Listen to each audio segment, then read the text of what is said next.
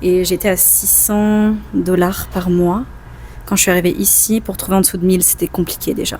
Donc, déjà, donc c'était quoi, en 2020 2020. Donc on sortait, on va dire, 4 à 6 fois semaine au resto par semaine. Ouf. Oh my god. Ce canapé. Bon les amis, aujourd'hui on est avec Sandra. Salut. Sandra, c'est ma cousine. Ça fait plus de 7 ans qu'elle est ici, ici à Montréal. Pas exactement, on va en savoir plus au fur de l'interview podcast qu'on va faire. Mais je vais essayer de vous partager un peu toute son expérience qu'elle a accumulée. Et on va aussi comparer de savoir le Montréal d'avant et le Montréal de maintenant. C'est toujours intéressant ou pas de venir habiter ici, que ce soit en PVT, permis fermé ou même en permis d'études. Et on va commencer directement. Sandra, est-ce que tu peux te présenter ? Oui, absolument. Déjà, bonsoir tout le monde, bonjour tout le monde. Moi, je suis arrivée en 2018. 2018. Au Canada pour la première fois. Au Canada. Ouais. Donc j'ai commencé à Québec. J'ai commencé à Québec, qui est une ville très sympathique, très familiale. Peut-être trop familiale pour moi. Où j'ai vite bifurqué sur Montréal. Ok. Et Québec, pour ceux qui ne savent pas, c'est un peu la capitale de la région, de la province du Québec. Donc c'est à 3 heures de Montréal. Ouais, un petit 3 heures. Un petit 3 heures de Montréal et c'est 500 000 habitants. Ouais, à peu près. On est quand même, ça dépend si c'était vraiment dans le Québec centre ou si c'était dans la grande région. C'est très étendu. Toutes les villes un peu canadiennes, américaines, c'est des villes très étendues, surtout Québec. Avec mon travail, j'y vais beaucoup et je sais que c'est très très étendu. Ouais, mais c'est très très beau. C'est en fait le petit Europe, comme les Américains l'appellent, parce que l'architecture est vraiment top. On mange incroyablement bien, c'est ultra historique. Donc ça a vraiment ce côté européen que les Américains n'ont pas particulièrement en général. D'ailleurs, je crois que c'est une des premières villes du Canada. Hein. C'est la première ville du Canada. C'est la première ville du Canada. Ouais. Du coup, donc tu as fait combien de temps à Québec ? J'ai fait une petite année et demie à Québec. 1 an et demi. Et j'ai déménagé à Montréal 2 mois avant la pandémie. Donc en 2020. En 2020. Et depuis, je vis à Montréal et j'adore cette ville. Ok. Donc 2020, tu viens à Montréal. C'est ça. Comment t'es venue en PVT ? Je suis venue en PVT. Donc t'es venue en PVT à Québec ? Je suis venue en PVT à Québec. Il faut savoir que l'année où je suis arrivée, 2018, c'était encore l'immigration, ce qu'on peut considérer comme l'immigration facile. Okay. Donc, il y avait besoin que d'1 an de travail pour pouvoir lancer ton CSQ.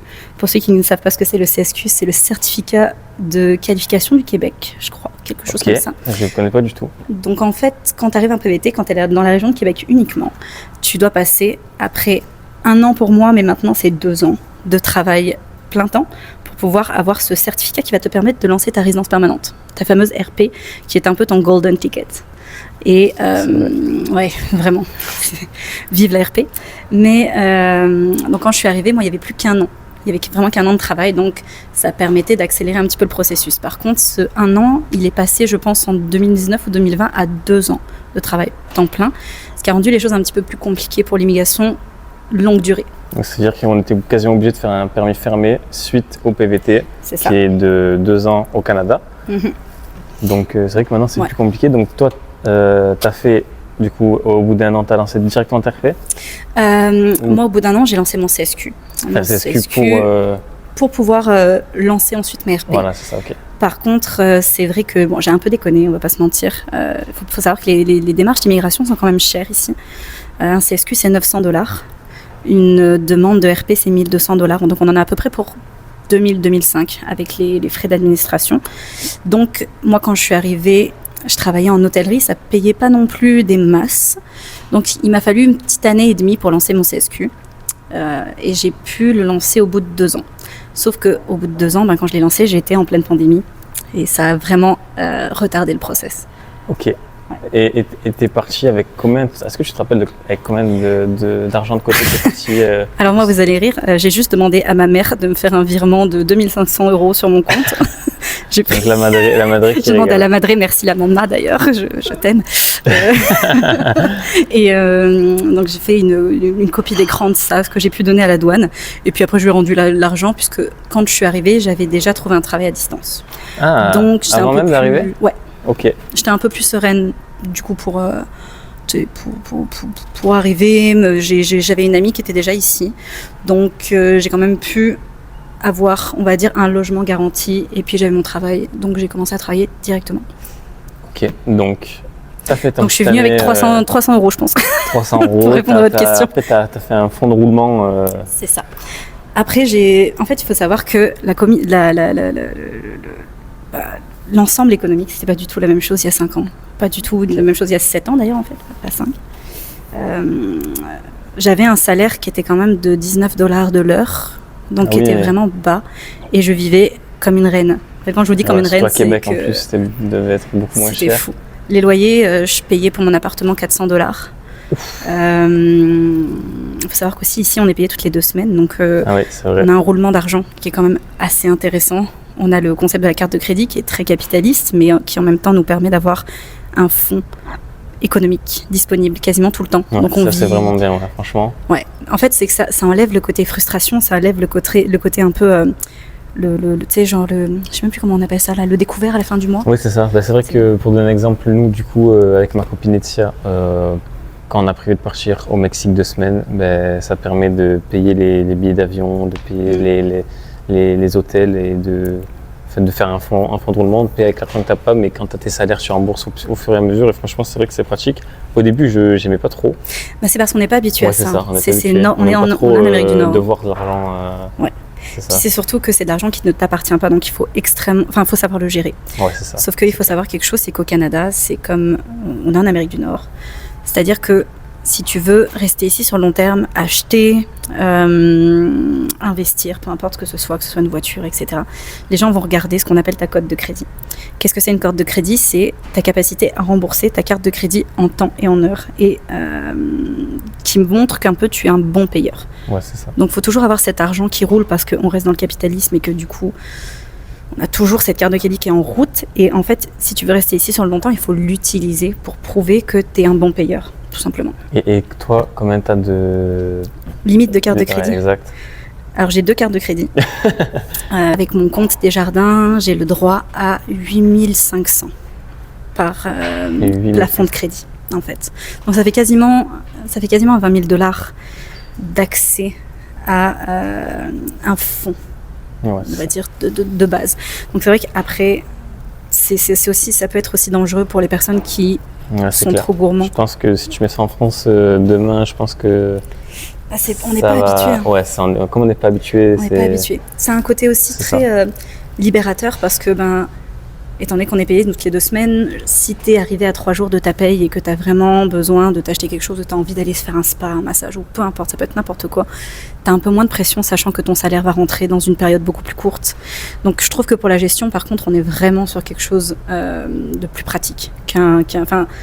La gestion est quand même moins anxiogène qu'en France. Parce que tu sais, genre quand on donne un capital pour 1 mois, c'est long 31 jours. Ouais, c'est long 31 jours. C'est vrai que ça change pas mal de choses, surtout que, je l'ai dit dans une autre vidéo, mais donc on est payé toutes les 2 semaines. Ça fait que 2 fois dans l'année, on a 3 payes. Oui. Et ça fait un peu comme un 13e mois en France. C'est une sorte de 13e mois en France. Ouais. Donc tu as fait 2 ans, on va dire, allez, 1 an et demi, à Québec. Et qu'est-ce qui t'a fait venir à Québec plutôt qu'à Montréal ? J'avais juste une amie qui était déjà sur place, donc moi je n'étais jamais partie avec l'idée d'aller au Canada, honnêtement. C'est quand j'ai rencontré cette amie en France qui m'a dit qu'elle partait pour un PVT que je me suis dit ça pourrait être une bonne chose parce que j'avais déjà habité pendant 2 ans aux États-Unis. Ah, intéressant. Ça. Donc tu étais déjà bilingue. Oui.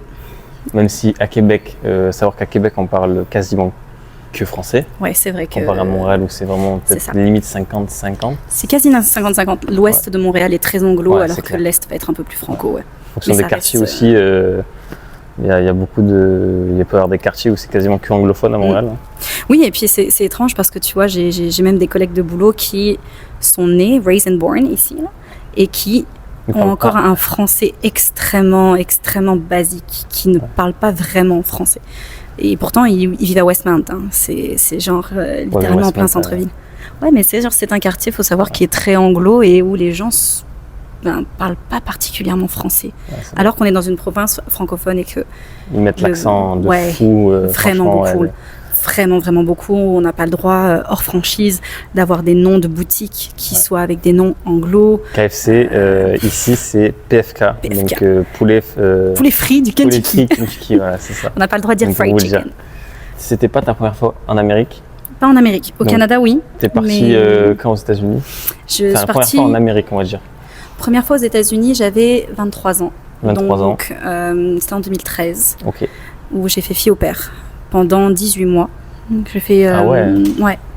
Donc, j'ai fait vraiment New York et Chicago, où j'ai appris à parler anglais. Je pense que c'est une des meilleures écoles. Enfin, pour moi, c'est la meilleure école. C'est la seule.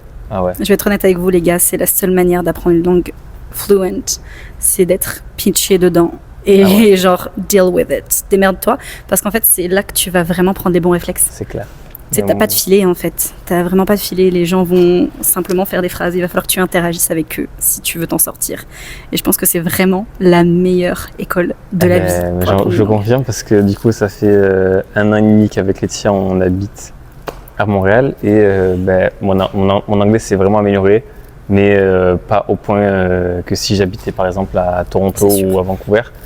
Donc le fait d'être... parce que du coup là j'ai la facilité de quasiment partout, tout le monde parle français, ou même à McDo tu peux commander en français, même si la personne parle pas forcément bien français, il va te prendre ta commande, quoi. Tu sais, genre les études montrent que le cerveau humain est extrêmement lazy, hein, il est extrêmement flemmard.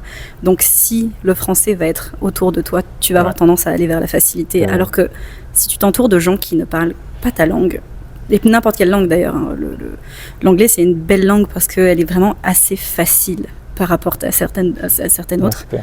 Donc faut juste jeter à l'eau. Les gens vont jamais vous juger sur un accent, on n'est pas en France.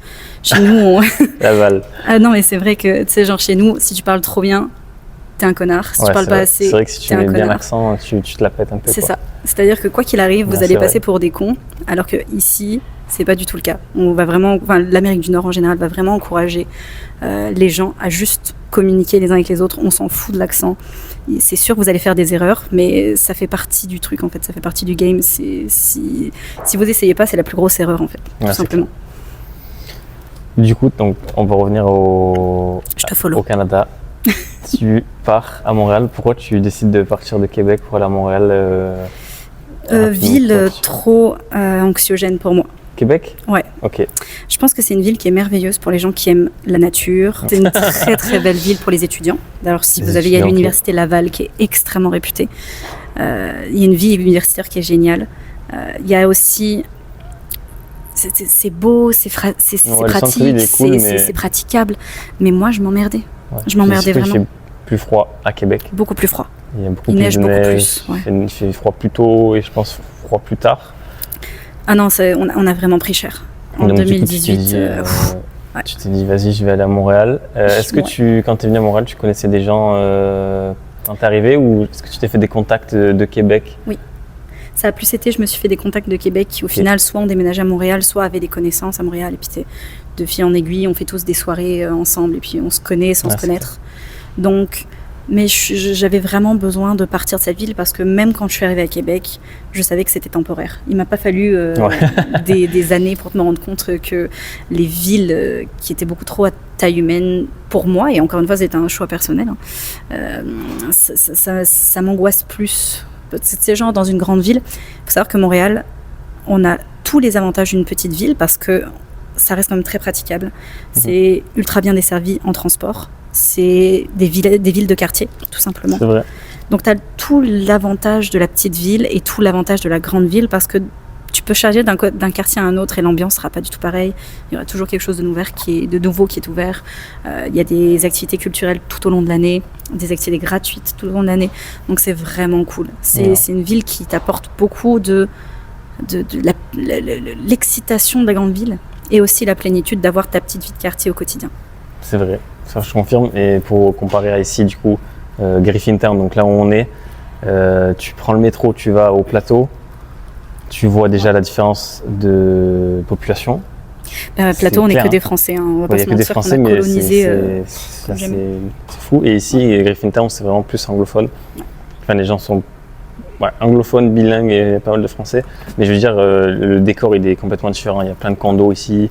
Au plateau, c'est vraiment beaucoup plus chill, quartier, Ouais, un c'est peu. ça. Vraiment, C'est bobo, quoi. ouais, C'est bobo c'est chic. l'image que tu te fais un peu de Montréal en vrai. Ouais. Du coup, c'est quoi les différences qui t'ont marqué entre Québec et Montréal? Bah, la température, voilà. La capacité, c'est genre. C'est vachement plus étendu, c'est vachement plus praticable. Les transports sont full bien desservis. Ok. Il y a toujours des nouvelles activités à faire. Les gens sont un Activités. petit peu moins patients qu'à Québec. Est-ce qu'au niveau du prix, tu as vu des différences Oui, pour les absolument. courses, pour les loyers? Of course. Je suis passée d'un loyer de. J'avais un énorme studio à Québec, genre véritablement énorme. C'était un loft plus qu'un studio. Et j'étais à $600 par mois. Quand je suis arrivée ici, pour trouver en dessous de 1000, c'était compliqué déjà. Donc, Ah ouais, déjà, loyer donc c'était quoi, en double. 2020? 2020. 2020, en dessous Ouais. de 1000, c'était compliqué. En dessous de 1000, c'était déjà compliqué. Et puis Pour on se battait un là. studio ou un 3,5? C'était pour un 3,5. Un 3,5. Donc 3,5 3,5, pour. c'est une chambre. Ouais, une chambre, c'est un T2, c'est ça? Ouais, c'est un T2. Un T2 en France. T2 ou T3? Non, t'as Je raison, crois que c'est T2. T2, je crois. Ouais. Donc, Donc, T2 en France. Donc, ok, en dessous de. Déjà, En dessous de ça 1000 commençait un c'était peu. Et tu compliqué. cherchais vers où toi? Donc, tu cherchais plutôt au centre, plateau. Donc, quand même, les Ouais. coins un peu prisés, on va dire, de Montréal, c'est pas Laval. C'est quoi. sûr. C'est sûr. Moi, je suis une personne de ville. Je quitte pas Québec, Pour qui aller- pour moi est trop paumé pour aller à Montréal-Nord, ou pour aller à Laval, ou Non, pour c'est aller en clair. Ville-Sud. Ça correspond pas à ma personnalité. Puis j'aime être au centre de l'activité. J'aime être à 15 minutes de tout. C'est vraiment un choix de vie. Hein. C'est sûr que j'aurais très bien pu m'excentrer un petit peu Payer et moins trouver cher, quelque chose de moins cher. ouais, c'est ça. Mais c'est pas moi. Je préfère mettre plus cher dans mon logement et puis d'être centrale, Ouais, quitte à faire des concessions sur un petit peu autre chose. c'est clair. Mais non, on vivait quand même très très bien, même en ayant un loyer à 1000 pièces, comme on dit. 1000 pièces. 1000 Et pièces. les salaires? Les salaires Est-ce étaient que quand t'as- même vachement. En fait, c'est que tout le tour était vachement plus acceptable. C'est-à-dire que les restos aujourd'hui, pour aller au resto, s'en sortir de moins de $65, c'est compliqué. Avant, c'était pour genre 20 pièces tout inclus. On avait tout. Donc, on sortait, on va dire, 4 à 6 fois semaine au resto par semaine. Ah ouais, c'était vraiment pas la même vie. Les courses n'étaient pas les mêmes. Les grocery stores. Ne serait-ce qu'en.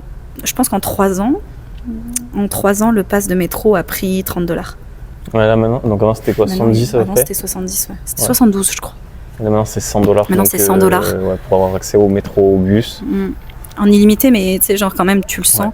Les courses avant, j'en avais pour 30 balles par semaine. Waouh, ça c'est fou. Ouais. Et on mangeait bien, là, tu sais, genre on se faisait vraiment plaisir parce que Montréal, ça reste une de ces villes où si tu veux trouver quelque chose, tu peux le trouver. Genre, c'est sûr que ça va te coûter quelque chose, mais par exemple, on parle toujours de fromage. Si on a des fromageries incroyables. Mais par contre, oui, tu vas laisser un rein et demi. Mais, Ouais, c'est vrai. mais par contre, tu vas avoir ton Beaufort à $108 le kilo. Mais, Ouais, c'est vrai. mais tu vas le prendre. Moi, ça ne m'arrête pas. Mais par rapport à avant, je te dirais que notre range de vie a probablement doublé en 3 ans. Ok. Donc la différence, c'est ça. C'est quoi les autres différences que tu as vues entre quand tu Bah, tu sais, arrivé à genre- Montréal et maintenant?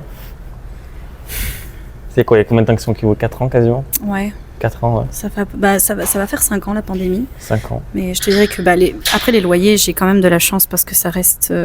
J'ai un loyer qui est très acceptable pour le quartier où je suis. Mais maintenant, les loyers, si vous débarquez, il ne faut pas Ouais. vous attendre à payer moins de 1005. Parce que toi, du coup, Pour un c'est 3,5. important, c'est bien ce que tu dis, parce que Oui. tu es arrivé, du coup, il y a 4 ans. Oui. Dans l'appart, est-ce que c'est lui à Sherbrooke? C'est pas celui-ci, mais je paye à peu près le même prix. Il faut savoir que moi, dans mon appartement actuel, je suis à $880 pour une chambre, en plein milieu du plateau. Ça à se côté trouve plus. d'une station de métro, ouais. À ça se côté trouve, d'une station ça, de métro. Je sais pas, ça se trouve, mais ça se trouve pas à ce prix-là, je pense. Ben, c'est sûr, not en fait. anymore. Maintenant, il faut savoir que chaque année, ils sortent une sorte de grille pour montrer les prix des locations sur une base d'un 3,5 sur chaque quartier. Pour les locatifs. Pour les locatifs, ouais. Ouais, ok. Et donc Westmount arrive toujours en premier avec 2000 pièces. Après, en général, c'est Griffintown avec le centre-ville. Ouais. Puis après, tu as le plateau qui est à 1600, Ah ouais, quand même. 1680 par mois, je crois. Et du coup, le bon plan, parce que je connais Ouais. plein de gens pour qui c'est le cas, c'est-à-dire que par exemple, tu as ton appart, tu le prends en 2021, donc à 800, comment tu payes 800? 880, donc à l'époque, il faisait 880 795. Parce que Et, chaque année, tu as voilà, des augmentations. chaque année, ils peuvent augmenter, je crois, de 5% maximum C'est s'il ça. n'y a pas de. 4. S'il n'y a pas de travaux. Pas de Travaux majeurs. C'est ça.